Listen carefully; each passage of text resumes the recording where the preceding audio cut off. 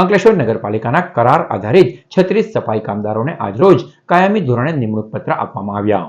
વર્ષ 2018માં અંકલેશ્વર નગરપાલિકા દ્વારા કરાર આધારિત 36 સફાઈ કર્મીઓની ભરતી કરવામાં આવી હતી, જે કર્મીઓને 5 વર્ષ પૂરા થતા કાયમી ધોરણે નિમણૂક માટે સરકારમાંથી મંજૂરી મેળવી સામાન્ય સભામાં ઠરાવ કરવામાં આવ્યો હતો।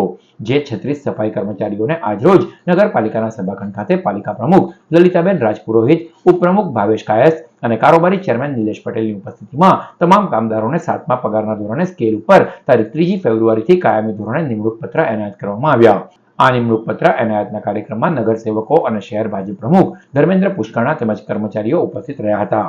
दक्षिण गुजरात वाल्मीकि समाज तरफथी आप सौ अंकलेश्वर नगरपालिकाना तमाम परिवार अने आदरणीय चीफ ऑफिसर साहेब श्रीनो हूँ समाज तरफथी खूब खूब आभार व्यक्त करूँ छूं अने आप सौ खूब तरक्की में आगळ वधशो एवी मारी समाज तरफथी आपने अभ्यर्थना छे।